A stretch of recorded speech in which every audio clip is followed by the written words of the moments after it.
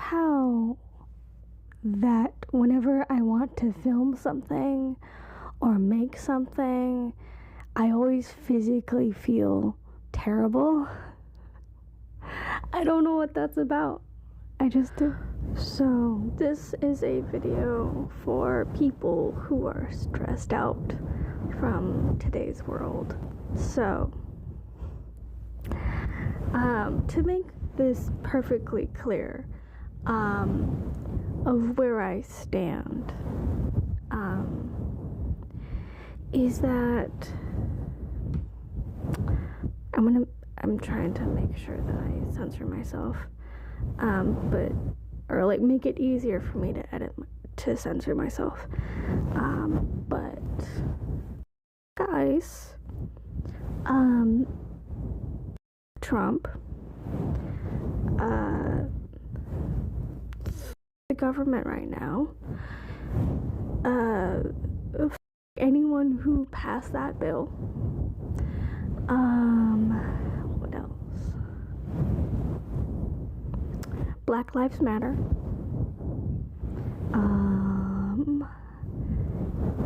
this country was built off immigration,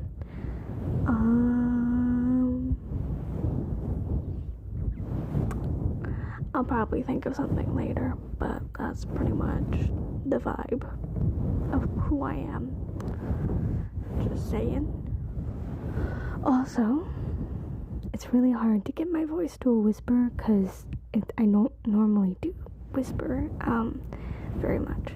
So I hope this tone is okay, because whispering is harder for me for some reason at the moment. So I'm trying to be softer at least. So I just wanted to also make it super clear that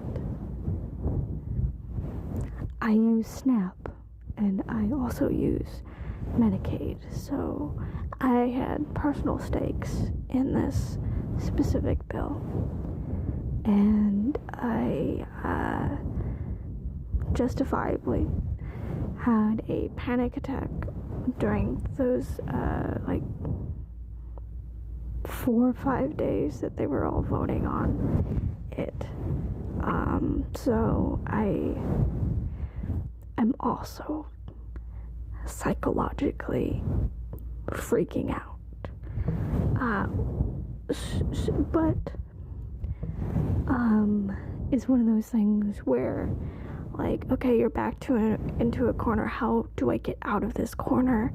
So I've been kind of in that mindset for the past, since it passed. So you're backed into a corner. You kind of have to think of okay, what can I specifically do to help my situation before these come into effect? And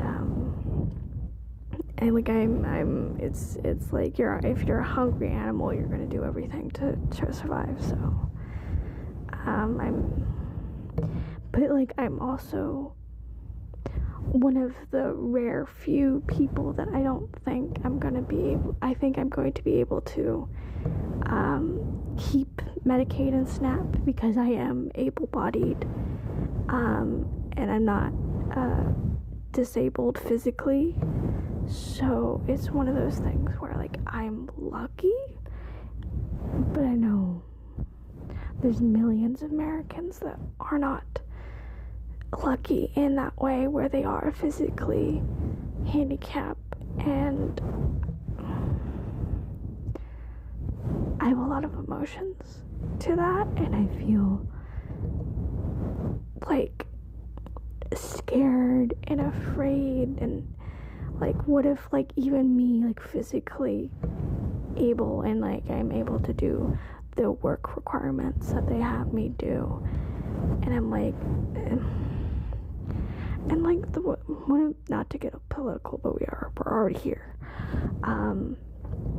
but one of the things that bothered me is that we're trying to get the money to the right people, and I'm okay, I appreciate it, and I'm apparently like trying to get the money to the right people because I'm able-bodied physically, but like I'm not the one that should be getting the money, even though I'm physically able to do the work requirements. It should go to the ones that aren't physically able. It's I don't get it. I don't get it. So I'm just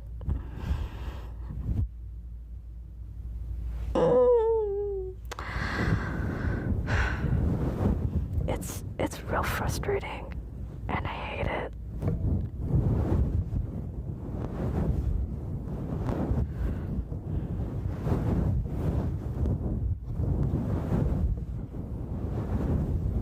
So, I don't know how well I'm gonna be able to do this, but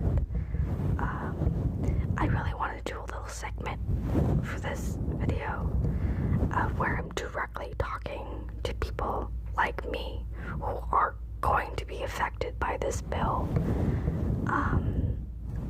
and just like a little segment, like I'm talking to myself, but I'm really just talking to like other people that are like in my situation.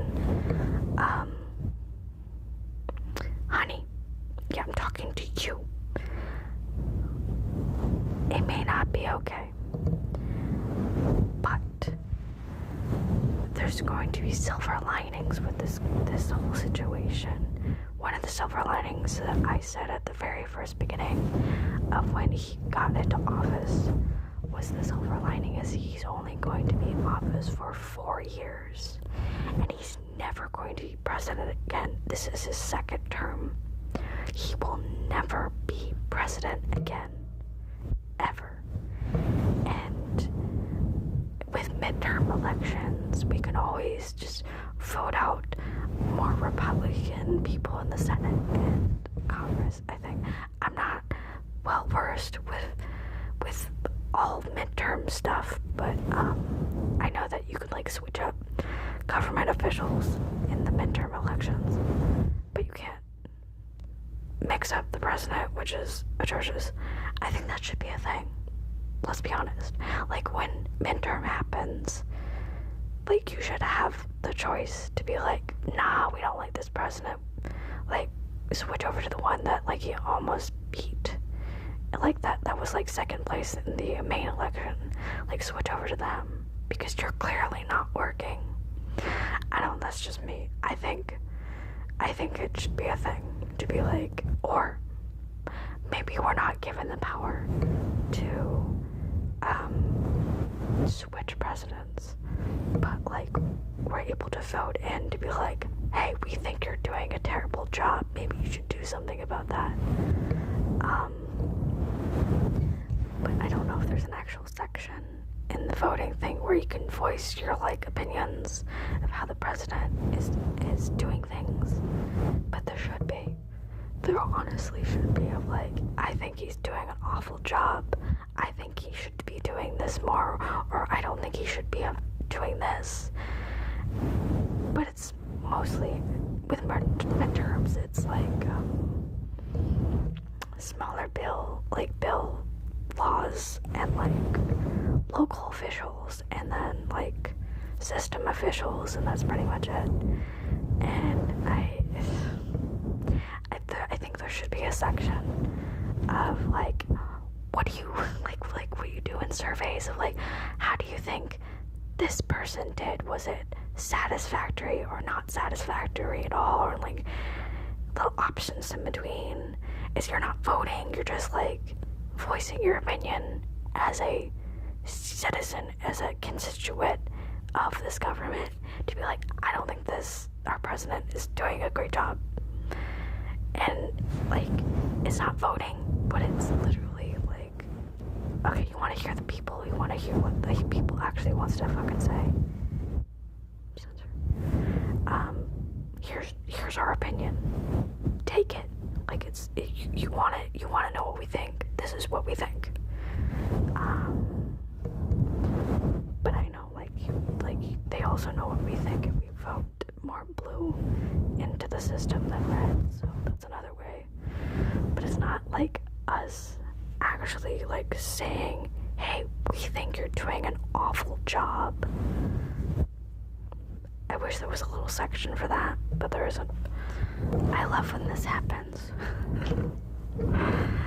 I just recorded like at least 20 minutes of footage, and it was on mute.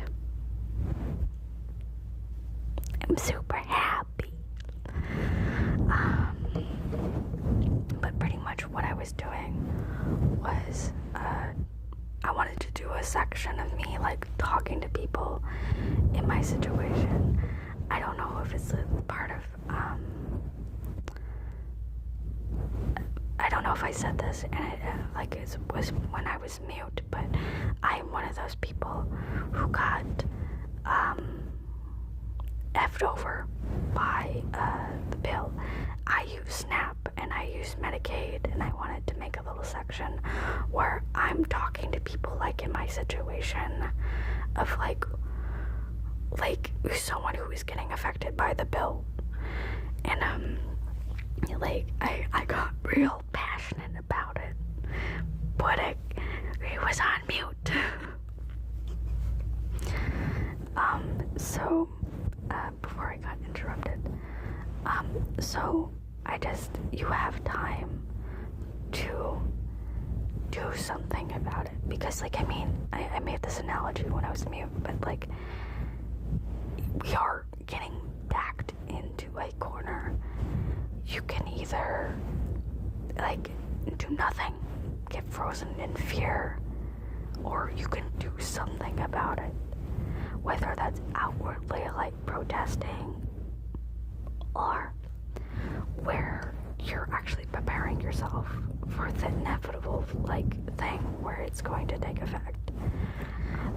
So like what I was trying to explain was like, you have the time now. Hey, you've been like a hobby that you've been wanting to do, and you want to like make it a source of income. Now is the time to do it. Like for me, my example is like I've been really stalling on like publishing a book and like starting. I'm probably gonna put this on the new channel. I've been like, I made, but I haven't really set up.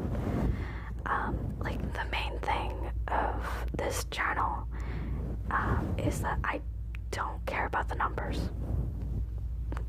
Don't care about the numbers. But like this is a channel of like, I feel like filming this or doing this, and I'm just gonna put up. I don't care about analytics. I don't care. Like, honestly, if I get paid for this, it'd be nice if I did, but I don't really care.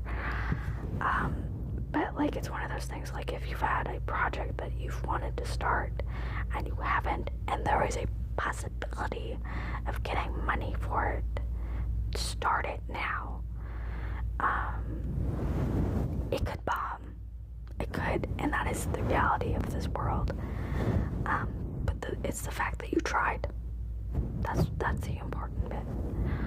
And it's good to try like early. Try to do it early, so if it bombs, like it's gonna happen earlier, and now you have like time to do something else that could pay more, or like have an actual income into it.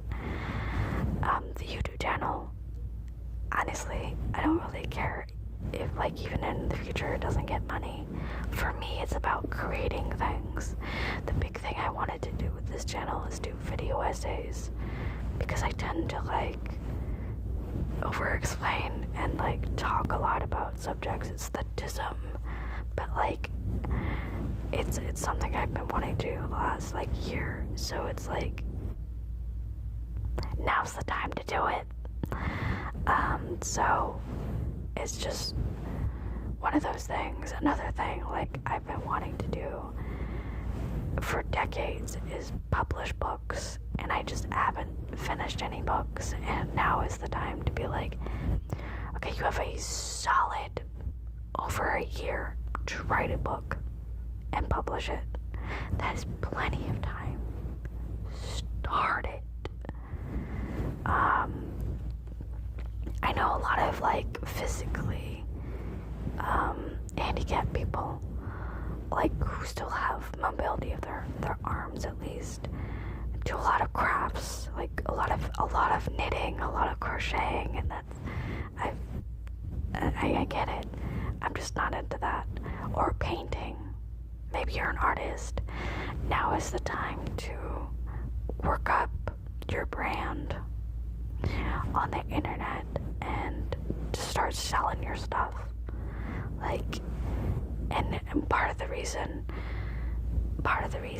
I have yet to actually make anything that's gonna sell is that I feel bad for people paying for my time, my product, and my energy. Like, I feel bad for them that they have to pay for that. Like, it's one of those things of like, I shouldn't have you pay that much. But one of the things that I wanted to explain was like, you can always have frequent sales. Like, you can have like really, really big sales that are like 80% off, but do those seasonally, and then like have like a few days to a week every month with like 40% off or something. 30 and 20% off is just so not worth the time as like as someone who as a consumer. It's just not worth it for a lot of products. So like, if you hit that 40% off, that's better than 30% and 20. So like, you're more likely to get sales with at least 40%. In my opinion, I don't have a business degree. I have no experience in sales, but like, consumer mindset, like 40% off and like larger, that's when you like roll out your money. That's just something to think about. If like there's a product that could potentially have an income, like start it now. Do not wait. Another thing, call, like, I don't know what it is for other states, but first of all, I know there's websites for your Medi-Cal. That's what I have. Medicare and SNAP benefits. There's a website for each state. For mine, it shows like if each plan is active and like how much money is in your SNAP card and stuff. Look at that. And I know on that website somewhere is who your worker is, because every person is assigned a worker, and it shows their name and their phone number. Call that person.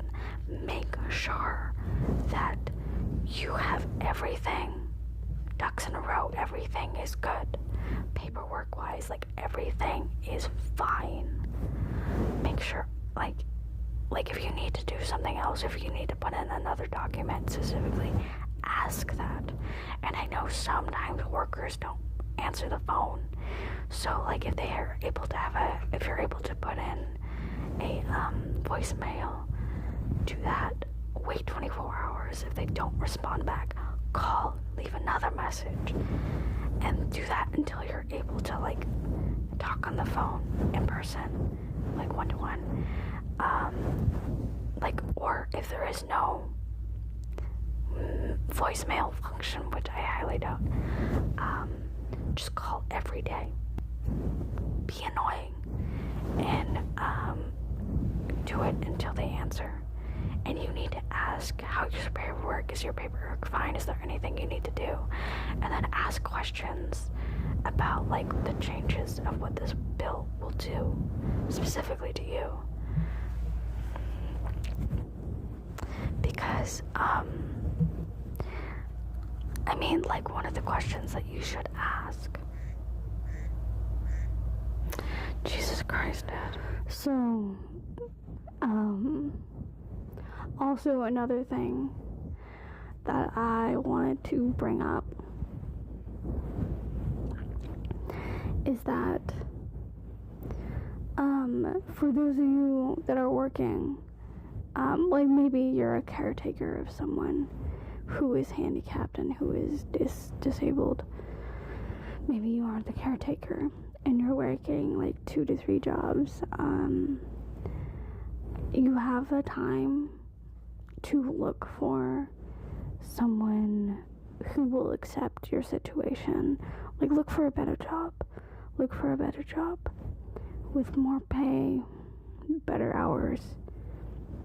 You have the time to look for that because my brother just moved to Tennessee, and it took him like a month and a half to find a job, and he is a white cis man.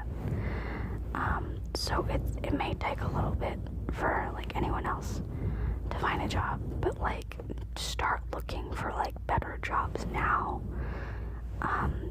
so you have like more money cushion between now and when like the bill takes effect for Medicaid and SNAP.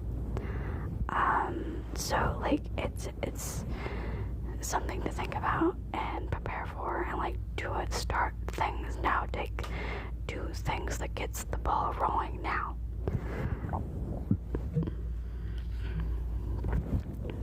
And that's just something to like, another thing I just thought of, like, since you have SNAP now, start stocking up on stuff that lasts a while. Like every month, it's just me, I use SNAP, but it's something that I should do, is like using part of your SNAP money to like every month buy something that will like not expire, like dried beans or rice, like, and like put them in your like storage closet or something, so when things start really getting rough, you have something to eat. Like stock up on stuff that is going to last a while. Now, before like grocery prices get higher or whatever, or like your SNAP benefits go away, like do it now. Like another question to ask your worker is like the changes, like what changes are gonna happen paperwork wise since this bill is going to take effect. Is there going to be more paperwork?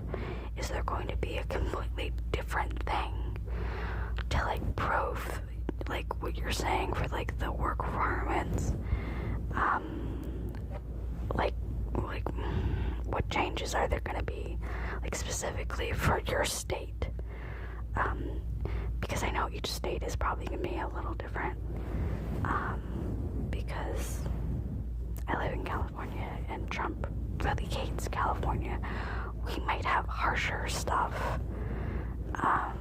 for us because they hate us so much because we're a powerful state, blah blah blah, we're blue, whatever, it doesn't matter. But like it may be different for each state, and that's something to ask. And make sure that like right when you finally get that phone call, make sure you write this stuff down, and okay, I need to ask this question, write it down. I need to ask this question, write it down. I need to make sure of something, write it down, and go through that list until like you answer all of them. And like maybe this phone call will bring up other questions and you ask about those, but you always go back to the ones that you wrote down. So that's just, do that. It's important. You have time to make a difference. You have time to prepare yourself for the inevitable of what this bill will do. Or resistance, you know.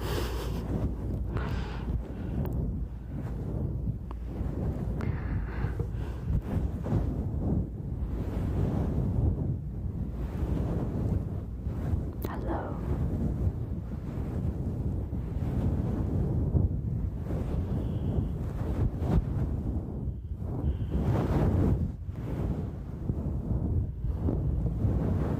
I don't know if this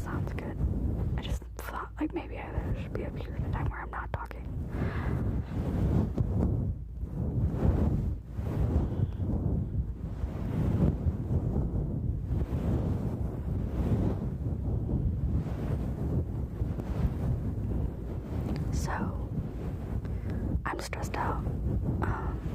Obviously, this is why, like, it's like a lot of the stuff I'm talking about, it's like a reminder for me to do in my situation, because I'm not physically disabled. I'm able to do the work requirements that they're making us do. So I know that I will probably not lose my benefits, but like again, it's just something that, like, I need to get my ducks in a row with, because like even with me, it is up in the air.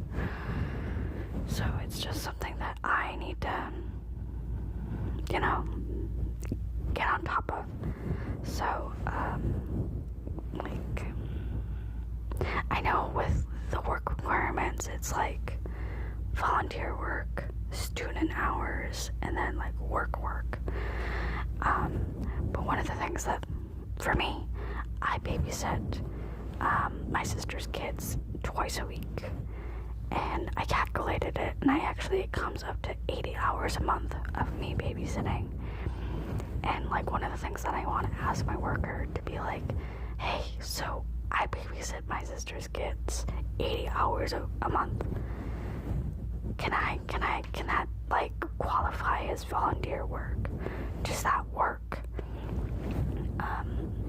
Like, you can talk to my sister and her husband about it, like, to have proof of what I'm doing. Like, I would force my sister to do this. Or just like for volunteer work, does it have to be more official? Do I have to go somewhere and actually volunteer? Which I'm not opposed to doing. But I'm already putting in 80 hours for babysitting. And then if that somehow doesn't work, can I say, like, okay, what if I start getting paid for it? Does that qualify as the work hours? Like, what can I do to, like, make sure that I qualify for everything? So it's just, that's an example of like what to ask.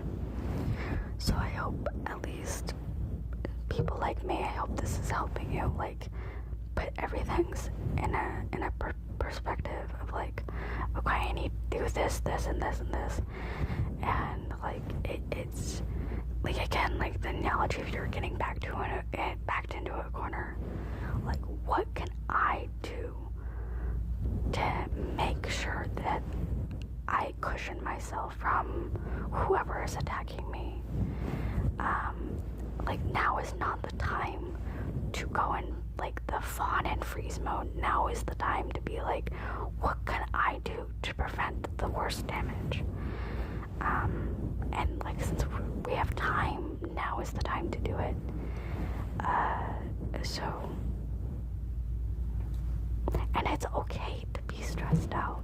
I'm stressed out, and like, I had a panic attack during the 5 days of like them voting for everything, and like, God bless my best friend Adrian. Like, I keep venting to him about like a lot of this stuff that's stressing me out, and he's like, you will be fine, stop it. And knowing him, he'd probably help me anyway, like financially or like physically, if he had the time and was able to. And like, I help him a lot because he, you know what, I'm not gonna say that on a public video. You don't need to know a public record of who my friend is. But he helps me a lot. I've had financial trouble, and he's always one of the friends where I'm like, can I borrow like $20? My bank account is a negative, please help me. Without question, he gives me the money, and then like, when I'm able to, I pay him back immediately. Like, it's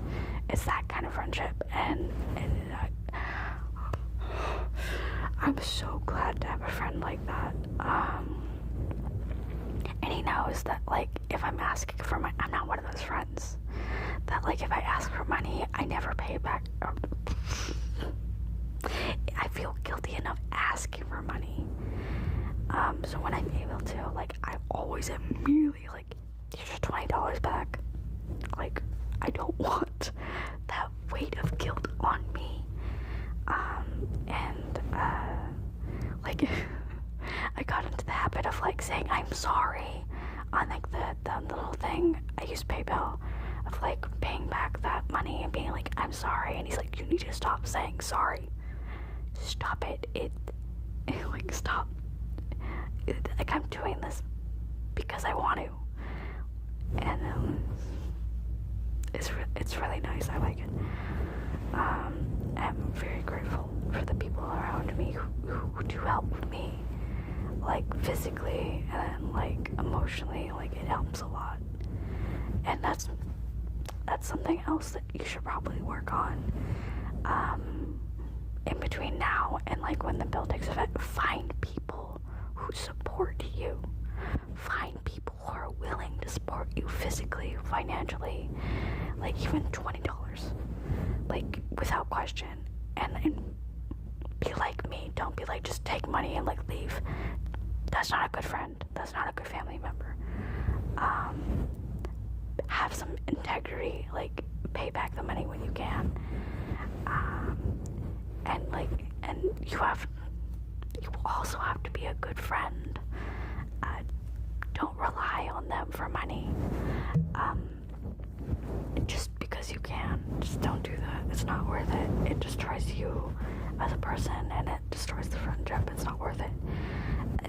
But find people around you that have your back in that way.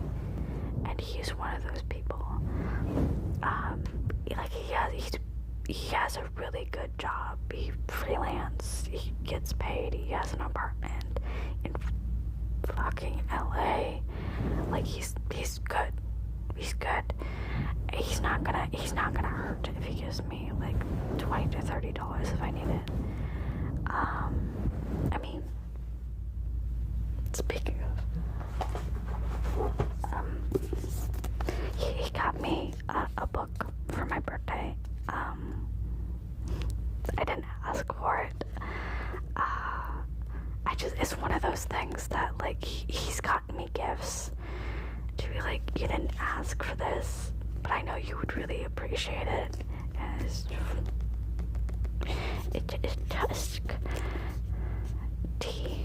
I want to do the weird ASMR thing where I trace letters. TUSKLOVE.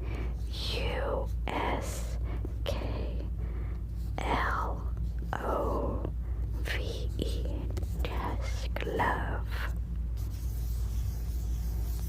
That's nice. I like that.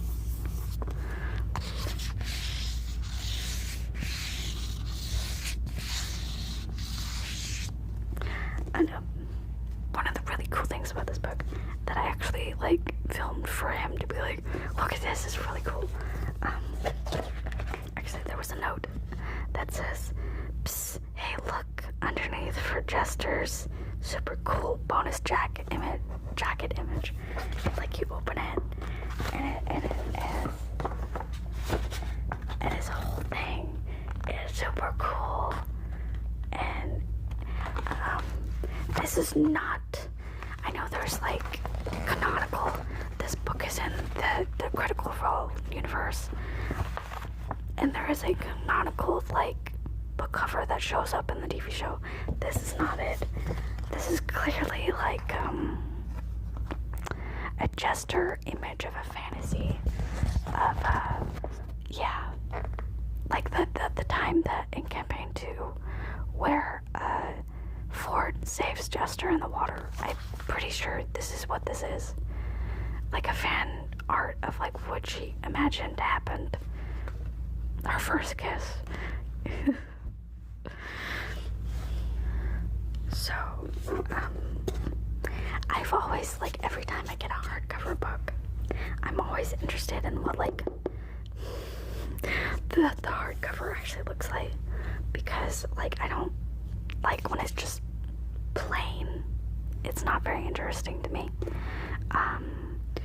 But this is interesting enough. I mean, this part kind of makes it cool, so I'm okay that this is super plain, but I do like it that it's two-toned and it's brightly colored.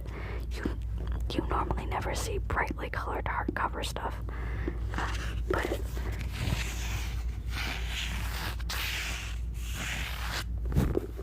it's really cool. This sounds nice to me. I hope it sounds nice to you.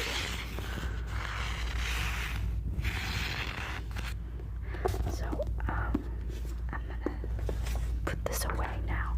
I will say I have not started reading this, but I did, look in the middle to be like, how smutty is this exactly?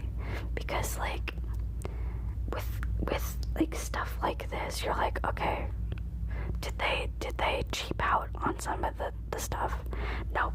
I went into the middle and I'm like, oh, that's an actual explicit, sex scene. Cool. Also, another thing that I wanted to bring up, this is gonna be posted way in the future, but it's something that I've been thinking about today specifically. So my brother-in-law works from home. So when I babysit my sister's kids, he's in the house. And I can't, this sounds like I'm being a bad aunt, but I can't get away with a lot of stuff that I want to show the kids. Because this is something that I'm actually going to talk about or bring up in video essays. But growing up, I was able to watch R-rated films. I was the fourth kid. I actually had a conversation with my sister recently where we had two very different childhoods. She's 8 years older than me. She's the eldest. I'm number 4. And so I guess by the time they got to me, they didn't give a crap. So I was watching R-rated stuff as a little baby. Which is why I have a now phobia that I've been working through, all 3.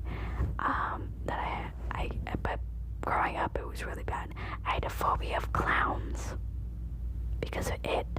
I had a phobia of sharks because of Jaws. And I had a phobia of dolls because of Chucky. But also, the one film that really messed me up was Poltergeist, because there is literally a scene in the movie that accumulates 2 of those figures. The goddamn clown doll scene with the kid, that really messed me up.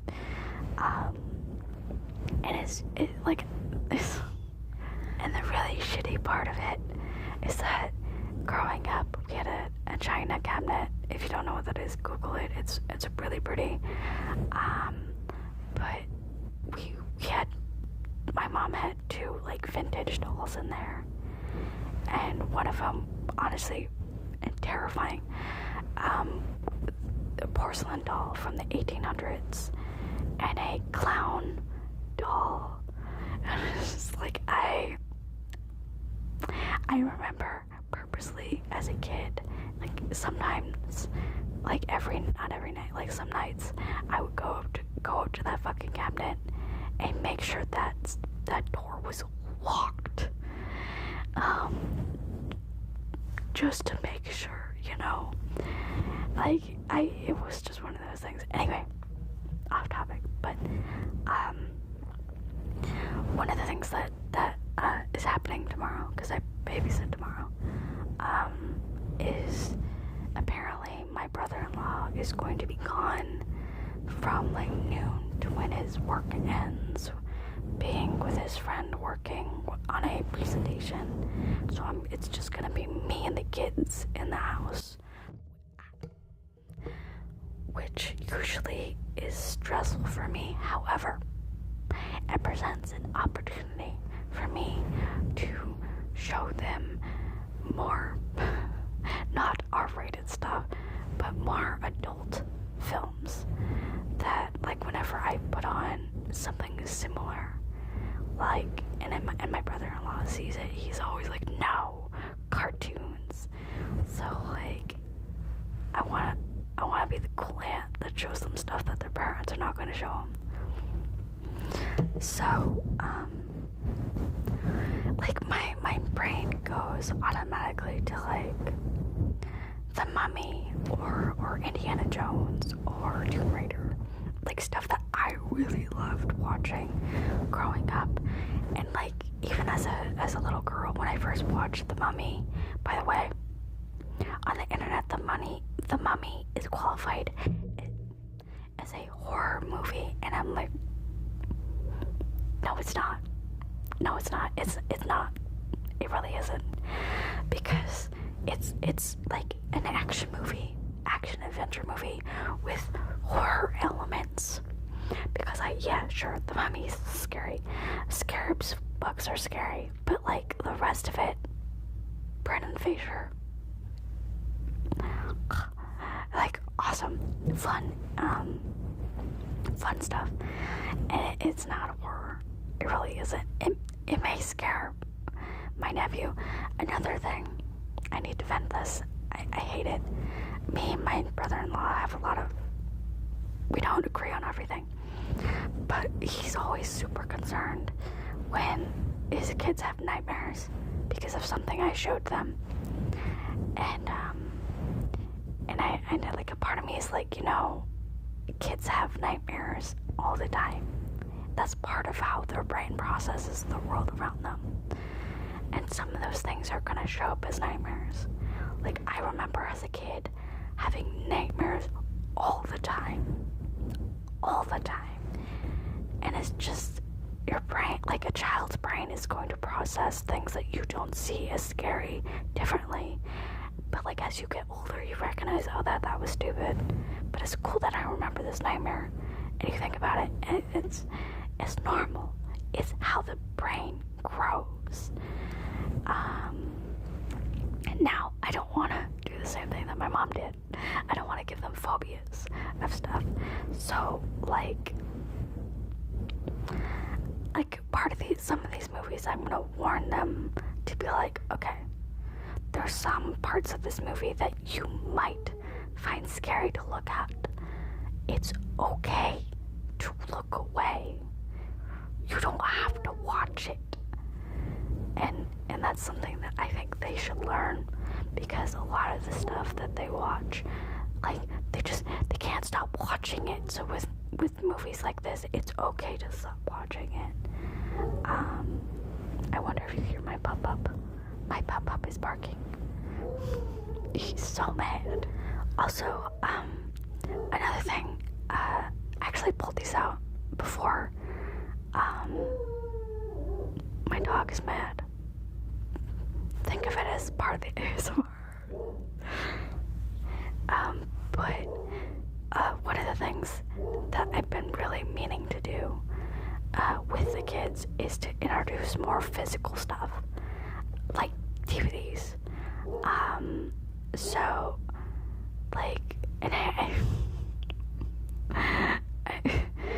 was happy of, like, okay, if I bring DVDs of things that they're not allowed to watch, there was no evidence on the TV because it doesn't use a streaming system.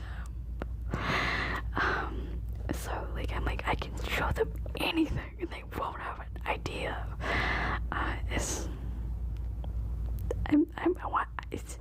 It's an aunt thing. I'm not their parent. I can show them stuff that their parents would be like, this is probably not a good idea. But, like, also my mom is like, are you sure you want to do that? They have mouths on them. They might snitch. And I'm like, I don't care. I don't care if they snitch. Like, they need to start introducing their kids into more, like, actual live action stuff, because all they watch is, like, cartoons. Like, and I get it, but, like, they need to also need to see live action stuff. My sister, like, she doesn't, like, opposed to live action stuff as much as my brother-in-law is. I mean, like, I once put fried green tomatoes on, with my nieces and her, and she didn't oppose to it. She was into it. She sat down and watched the movie with us. Like, I mean, it's not as big of a deal to her, so she doesn't care as much. He cares. Whatever. So, I might change at the movies, but, this one, I don't know. Look, listen to that rattle. Does anyone miss this? It's great. This one, they probably won't want to watch it, but I remember this is one of those movies where I think they should watch it eventually, because it introduces, like, that not everyone looks the same, but you can still be powerful in yourself. And I like, this is a great movie. However, I remember as a kid there was some parts where I was, like, really uncomfortable watching it, and I think it has to do with the Queen at some point. It's been a decade since I've watched this movie, but I know that there's some parts of it where I'm like, I don't know, but this is like old movie practical effects, so, like, things are a little bit more gritty in my opinion. Like they weren't as afraid to get, like, actors dirty. Like, really, that's something that we, like, need back in film and media these days, is they need to be less afraid to dirty up their actors. And, like, his character is filthy for like part of the movie. Dirty. Like, and they need to start doing that again, because everything shouldn't look brand new. And yeah, this is a maybe. I highly doubt they're gonna pick this movie, but it's a choice. Okay. And then there's Alice in Wonderland. This one I got. Like, I bought this, I think. Or, like, I got this for a gift. This movie, I really like. It's a good live action adaptation. I saw this in theaters. I like it. It's good. I think it's a little better than the animated version, but that's because I don't like musicals. So it's just something, an option that is more kid-friendly. But it's all their choice. Like, I don't know what they're gonna choose, so I have to have options. This is choice number 2. Yeah, and I like, yeah. Anyway, so, yeah. I like it. It's a good movie. It's a good version of Alice in Wonderland. I like the actress who played Alice. She's a phenomenal actress. I like her in Crimson Peak. It's so good. Yeah, option 2. And then, of course, obviously, Hook. I mean, come on. It's such a good movie. I still find it hilarious that I didn't even know this. I found out about this, like, a few months ago when I saw, like, a TikTok explaining it. But I love how Glenn Close is in this movie. I think that's her name. Julia Roberts, no. Glenn Close, I think that's, but she dressed up as a man, as one of the pirates. And, like, I remember watching the movie, this particular character, thinking, like, something about this pirate man seems not right. Turns out it's a female actor with a fake beard on it, and I'm like, oh, I get it now. That's why my brain was like, she doesn't look right. Like, he doesn't look, the character doesn't look right, and I'm like, that's why. it's anyway. So also was also kind of indicated or confirmed that Hook and a Smeagol, I don't know his name in this movie, but these two are like in a gay relationship, and it was kind of confirmed by the actors or someone who made the movie to be like, yeah, they're totally gay for each other, or at least like he's gay for him or something. There's some gay energy here, and I'm like, oh yeah. It's such a good movie. It's easy on like trying to bring in older movies into my nephew and nieces line, because they're watching too many like modern stuff. And it's good to watch older stuff. It really is. Like, I mean, I was born in 93, and I love like searching for like movies that like were in the 80s and stuff. I love the 80s like vibe and stuff, and everything was like more dramatic then, and it's really nice. And it's just something that, yeah, I've been thinking about. Anyway, so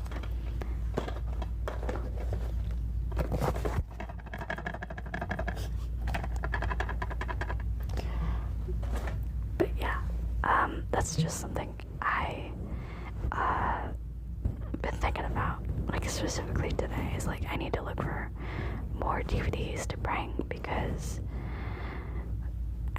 you can't bring enough DVDs, but like at least 6 is my max. But I want to be like, pick something. We can watch more than one movie, but like you need to pick a DVD. We cannot go on streaming services to watch a movie. Pick something I brought you. Which is why I'm trying not to pick a super baby movie, even though most of the movies we do have in DVD aren't very baby. I mean, we have some Disney movies, so I'm staying away from Disney movies per se. So I'm trying to The Mummy, Tomb Raider, and Indiana Jones are like the 3 franchises that I'm like it's hard to go wrong with those. They're all adventure, fun, action movies.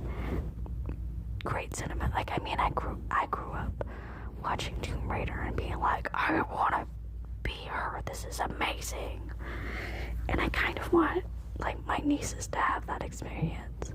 To be like, you can be a strong, beautiful woman who's smart. And I want them to have that experience,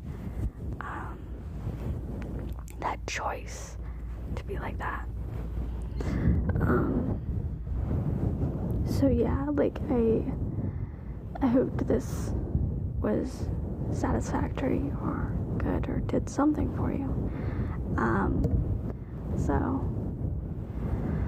yeah, I don't know what else to talk about, because the whole bill thing, and then me talking about what movies to bring the kids tomorrow, and then whatever else I talked about.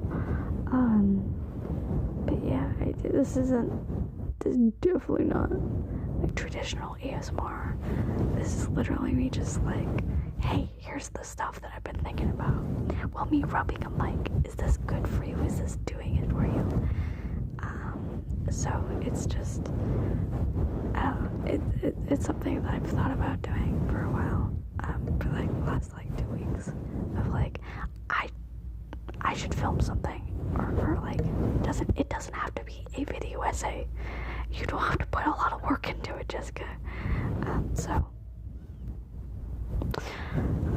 This is one of those things that I don't have to put a lot of work into it. I just slap the clips together, post it on the channel. There you go. It doesn't have to do very well. It doesn't have to get a lot of numbers. It's is one of those things of like getting the dopamine of you successfully finishing something is good. And I think it's needed now more than ever to like have that dopamine spike, to be like, oh, I accomplished something, I did something, I finished something. And it's just something that like I think people should do, like just little things that have like a dopamine spike for it. And for me, this is one of them, even though I physically don't feel good. But yeah, I hoped you had a good time. There's one little hair.